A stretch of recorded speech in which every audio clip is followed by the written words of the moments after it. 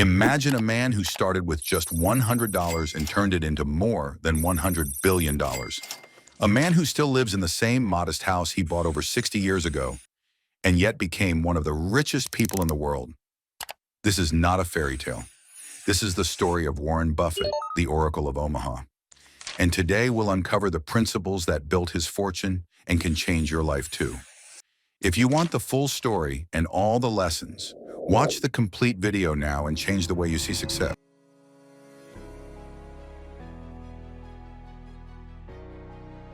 We don't know how much we'll lose out of Pacific Corp and decisions that are made, but we also know that certain of the attitudes demonstrated by that particular example have got analogs throughout the utility system, and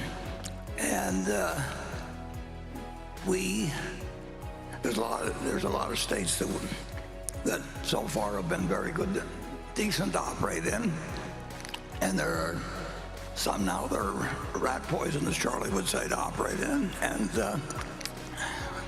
that knowledge was accentuated when we saw what happened in the Pacific Northwest, and it's accentuated by what we've seen as to how utilities have been treated in certain other situations.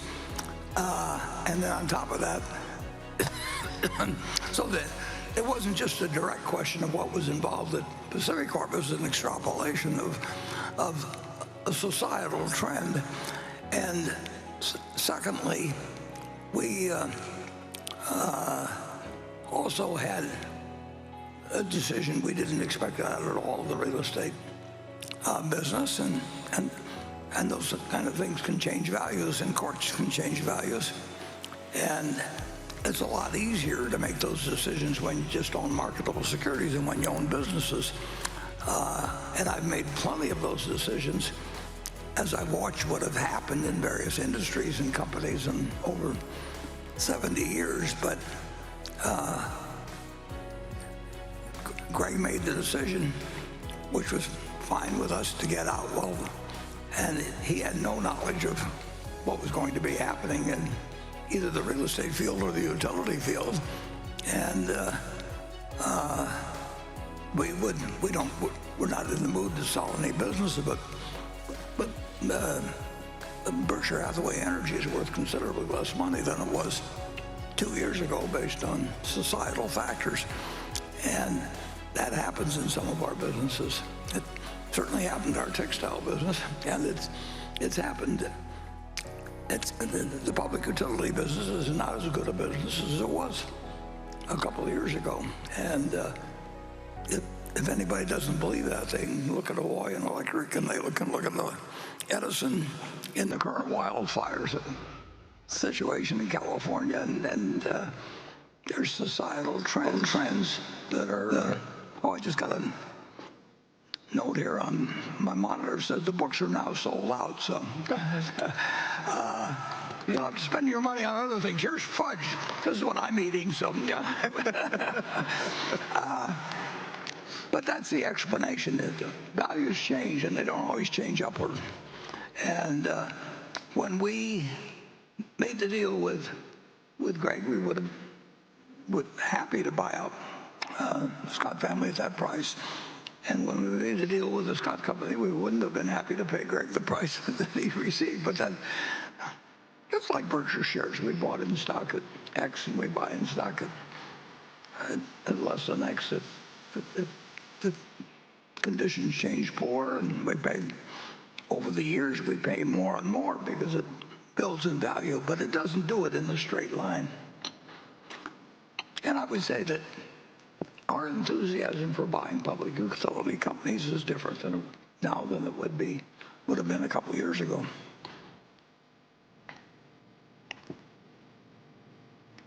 That happens in other industries too, but it's pretty dramatic in public utilities, and it's particularly dramatic in public utilities because they are going to need lots of money. So if you're going to need lots of money, you probably ought to behave in a way that encourages people to give you lots of money, and we will see where we go. we'd like to see public utilities do well, but our responsibilities to the shareholders of Berkshire Hathaway.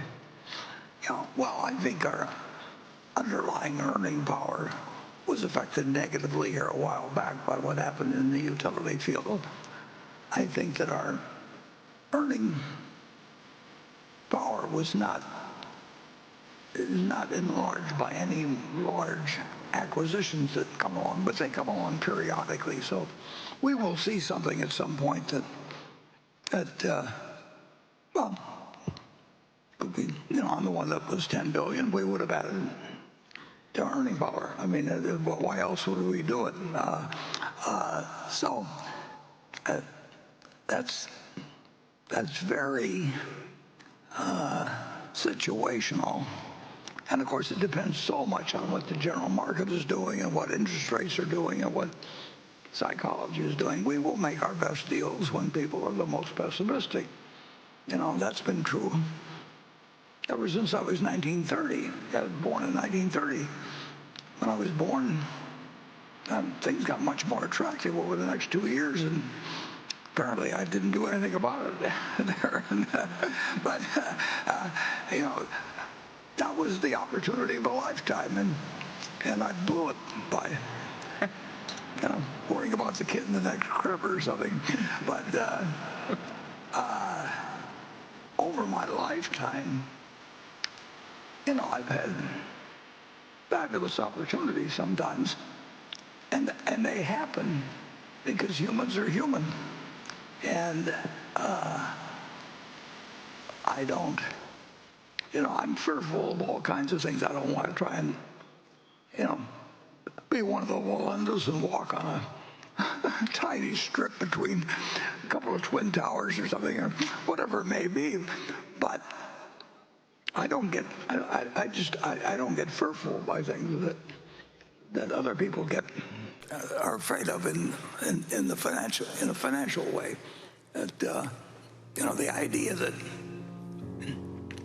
if Berkshire let's say Berkshire went down 50% next week, I would regard that as a fantastic opportunity, and it wouldn't bother me in the least. And most people aren't.